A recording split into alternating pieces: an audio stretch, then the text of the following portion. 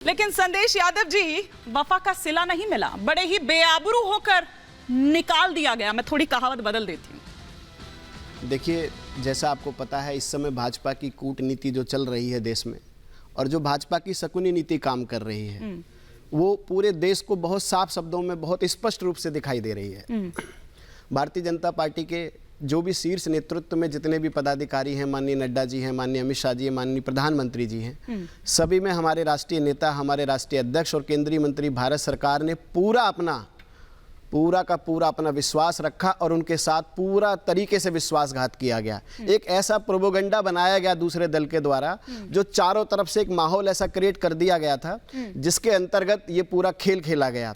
माननीय पशुपति कुमार पारस जी ने पहले दिन से ये कहा था कि मैं भारतीय जनता पार्टी का सबसे ईमानदार सहयोगी हूं और मैं चाहे कुछ भी हो जाए मैं एनडीए के साथ रहूंगा। बकायदा हमारे एक सांसद माननीय प्रिंस राज जी ने ट्वीट करके भी कहा था। आपके साथ नहीं रह पाए? नहीं, हमारे सभी तीनों सीटों पे जो हमारी बात हो रही है, नवादा सीट है, समस्तीपुर सीट और हाजीपुर सीट है, तीनों सीटों पे हमारे सिटिंग सांसद दोनों साथ में हैं। चंदन जी भी साथ में हैं और प्रिंस राज जी भी साथ में हैं। आए नहीं, लेकिन वो प्रेस कॉन्फ्रेंस में, और ये कहा जा रहा है कि प्रिंस जी भी छिटकने वाले हैं। मतलब फिर तो एक ही बच गए, अकेले चाचा जी बच गए। प्रेस कॉन्फ्रेंस आरएलजेपी पार्टी की तरफ से नहीं थी, प्रेस कॉन्फ्रेंस केंद्रीय मंत्री के इस्तीफे की थी। अगर आपने नोट किया हो तो उस प्रेस कॉन्फ्रेंस के दौरान हमारे अध्यक्ष जी ने नहीं, केंद्रीय मंत्री भारत सरकार ने इस्तीफा दिया है। अभी थोड़ी देर पहले माननीय पारस जी पटना के लिए रवाना हुए हैं। पटना में बैठकर अपने पार्टी के जितने भी आला अधिकारी हैं उनसे बैठकर वो बात करेंगे और अपनी आगे की रणनीति फोन आया कि नहीं आया? लालू जी का फोन आया कि नहीं आया? अब वो लालू जी से बात कर रहे हैं या वो किससे बात कर रहे हैं, अभी ये उनका निजी विषय है, मेरा इस बारे में भी कोई विषय चर्चा का नहीं है। लेकिन जो हुआ है उसका परिणाम होगा और हाजीपुर हम लड़ेंगे और पूरी तरह डट कर लड़ेंगे। उसका परिणाम होगा, ये थोड़ा सा बता दीजिए, फिर मैं के शर्मा जी के रुख करती हूं। हाजीपुर की जो सीट है हमारी वर्तमान की सीट है, वहां से हमारे अध्यक्ष सिटिंग सांसद हैं। सबसे बड़ी दावेदारी हमारी है। भाजपा की मिली भगत के साथ जो भी काम हुआ उससे कोई हमें प्रॉब्लम नहीं है। लेकिन अगर हमारे अध्यक्ष जी ने ये कहा कि मैं इस्तीफा देने के बाद में फिर से उन्होंने कहा कि हम हाजीपुर और दोनों सीटों पर लड़ेंगे, तो हम लड़ेंगे। भविष्य बताएगा कि हाजीपुर की सीट पर क्या होगा। सब अपनी अपनी दावेदारी करेंगे। लेकिन जैसा कि मैंने पहले भी कहा कि बड़े ही बेआबरू होकर, उसके बावजूद आप बड़े नपे तुले अंदाज में बोल रहे हैं। मैं इसकी तारीफ करती हूँ, मैं इसकी तारीफ करती हूँ। निकले हम धोखा खा के निकले हैं, बेआबरू होके नहीं निकले। हम उस भरोसे में रहे हैं जहाँ भरोसे। तो आपके अल्टीमेटम्स भी काम नहीं आए। बेआबरू ना कहूं तो और क्या कहूं। आप लोगों ने अल्टीमेटम दिया, आप लोगों को सीट शेयरिंग में शामिल तक नहीं किया। आप जेपी नड्डा जी से, अमित शाह जी से वक्त मांगते रह गए, वो वक्त तक नहीं मिला आपको, तो बेआबरू नहीं हुए तो क्या हुआ? यहाँ से किसी ने वक्त नहीं मांगा, तीनों लोगों से। हमारे यहाँ से हमारे अध्यक्ष जी ने और सांसद जी दोनों ने ये कहा था कि हमारा पूर्ण विश्वास उनके साथ है और हम उनके साथ रहेंगे। उसके बाद आप सोचिए, भाजपा गठबंधन में इतने मजबूत हम लोग दल के रूप में एनडीए में थे, एनडीए में इतने दल में होने के बावजूद भी आपको लगता है ना संदेश जी, उन्होंने तो जवाब दे दिया आपको। लेकिन के शर्मा जी, ऐसे भी कोई करता है? इतनी नाइंसाफी की आपने पशुपति पारस जी के साथ, उनकी पार्टी के साथ। देखिए, मुझे पहले एक दो शब्दों पर थोड़ी आपत्ति है कि बेआबरू होके निकाले गए, ये हुआ। इस तरह से कोई विषय नहीं होता है। गठबंधन की जो राजनीति होती है उसमें आपसी बातचीत होती है, विषयों पर बात होते हैं, सारी परिस्थितियों का आकलन होता है। आकलन के बाद, उसमें चर्चा के बाद ये तय होता है कि क्या चीज़ों पर विषय तय हो सकता है। कुछ विषयों पर जो है यदि समझौता नहीं हुआ तो उसका मतलब कोई बेआबरू होकर किसी को ना बाहर करने की बात है और ना ऐसी भाषा शैली का उपयोग होना चाहिए। अच्छा सर, कहावत है, ठीक है, नहीं, इसमें ऐसा कुछ भी आपत्तिजनक नहीं है। ये कहावत है, कम से कम आप लोगों की जिस तरह की जुबान रहती है उससे बेहतर स्थिति में है जी। ऐसा है जी, आपको अपने आप सर्टिफिकेट देना है तो दीजिए, क्योंकि लेकिन किसी भी व्यक्ति को आप इस तरह टीवी में बैठ के बेआबरू बोलेंगे, ये कोई अच्छी भाषा है क्या? मुझे तो समझ नहीं आई आपकी भाषा। नहीं, मुझे नहीं लगता कि इसमें कोई ऐसी आपत्ति है। वो कहावत है और इसमें ऐसा कोई ऐसी कोई टीका टिप्पणी नहीं कर दी। के शर्मा जी, आप अपनी बात कंप्लीट करें। आपको ये भाषा आपको ये भाषा ऐसा सुन लीजिए, आपको ये भाषा मुबारक हो मेरी ओर से। मैं अगली बात करता हूँ। मैं अगली बात ये करता हूँ कि भारतीय जनता पार्टी की ओर से न पशुपति जी को लेकर एक भी बयान दिया गया है, न कुछ बोला गया है। और पशुपति जी के ओर से भी इस तरह की कोई बातें नहीं बोली गई हैं। हाँ। उन्होंने आज भी कहा कि माननीय प्रधानमंत्री जी का मैं सम्मान करता हूं, मैंने सहयोग किया है। लेकिन नाइंसाफी भी उन्हीं ने कहा है के शर्मा जी, नाइंसाफी भी उन्हीं ने कहा है।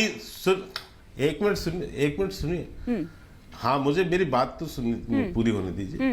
303 सीट जीतने के बाद 272 का आंकड़ा बहुमत का होता है। 303 सीट जीतने के बावजूद हमने अपने सहयोगी दलों को मंत्रिमंडल में स्थान दिया।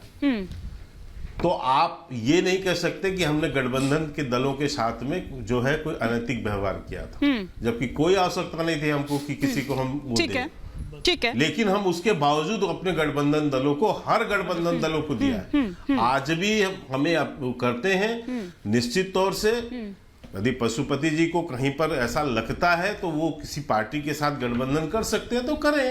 लोकतंत्र है, सबको स्वतंत्रता होती है। सभी दलों को अपने विस्तार की चिंता होती है। सभी दल अपने विस्तार की बात सोचते हैं। हम भी अपनी राजनीतिक परिस्थिति को सोचते हैं। हाँ। कि हमारे से उस जगह पर सीट दे के हमें लाभ है या नुकसान है, या हमें क्या समझ है, ये हमें ये गुणा भाग, ये गुणा गणित तो हर पार्टी करती है। इसमें दिक्कत क्या है? तो वो जो विस्तार करने की बात आ रही है, इसमें कोई ठीक है के शर्मा जी, लौटूंगे आपके पास। किसी को बेआबरू नहीं, दूसरे को बर्बाद करें। प्रोफेसर नवल किशोर जी, आप लोगों के साथ चल रही है कुछ उनकी विस्तारवाद की जो बात है, वो आपके साथ चल रही है? कोई ऑफर दिया आप लोगों ने? क्या ऑफर दिया? देखिए, ये ऑफर की बात नहीं है। माननीय पशुपति पारस जी जो भी निर्णय करेंगे वो बिहार हित में होगा और भाजपा की इस नीति के खिलाफ में होगा। भाजपा लगातार अपने साथ जो एनडीए में छोटे दल हैं उसको समाप्त करने का क्रियाकलाप करती रही है। ये पिछले 5 साल का इतिहास बिहार में देखिएगा तो आपको पता चल जाएगा। चिराग जी का इस्तेमाल करके नीतीश जी को कम किया, ये खुद नीतीश जी बोले और उनसे बाहर आए। ये तो छुपे हुए या अंदर खाने में कहीं बात नहीं हुई, एकदम स्पष्ट तौर पे आकर बोले। पहली बात।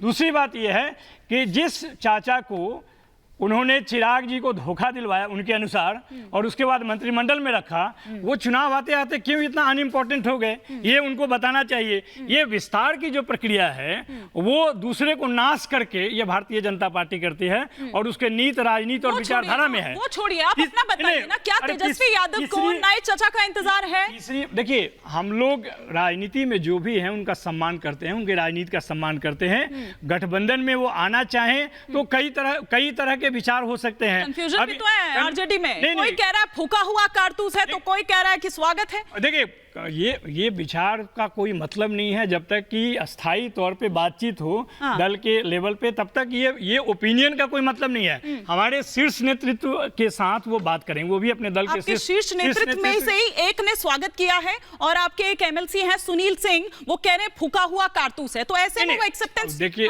मैं तो कह रहा हूं कि विचार कई आ सकते हैं, लेकिन वास्तव में वार्तालाप तो तभी होगा जब बैठ के बात करेंगे। ठीक है। लेकिन जो सबसे महत्वपूर्ण है, अभी आपने के शर्मा जी को सुना, कितने भाजपा के इस चरित्र का उजागर होना चाहिए। जो लोग उनके साथ में हैं 38-40 दल, उनको ये समझना चाहिए कि ये भारतीय जनता पार्टी कहती है कि 303 अपने बल पे आए हैं। अरे भाई साहब, एनडीए जब बनी, इस देश में एक एक वोट में उन सभी का योगदान है। जैसे कि इंडिया गठबंधन में एक एक दल जो भी हैं उनके सभी के योगदान होंगे, जितने भी सीट डलेंगे। सीट जीतने के बाद आप कैसे झाड़ कर फेंक देते हो, किसी का योगदान नहीं है। इस तरह का चरित्र जो है, जिसको अभद्र चरित्र कहते हैं, वो भारतीय जनता पार्टी की है। और यही कारण है कि मजबूत दल उनका साथ कई क्षेत्रीय दल छोड़े हैं और फिर साथ में है। एक अंतिम बात शर्मा जी, आपकी बात पर कुछ रिएक्ट भी करना चाह रहे हैं? जरूर करेंगे और उसका जवाब भी दे देंगे कि जब जीतते हैं और मंत्रिमंडल देने की बात आती है तो कहते हैं कि चाहे एक एमपी हो चाहे 16 एमपी हो, हम सबको बराबर एक ही सीट देंगे। इस तरह का अपमान अपने साथ में रखने के लिए तो भारतीय जनता पार्टी जानी जाती है।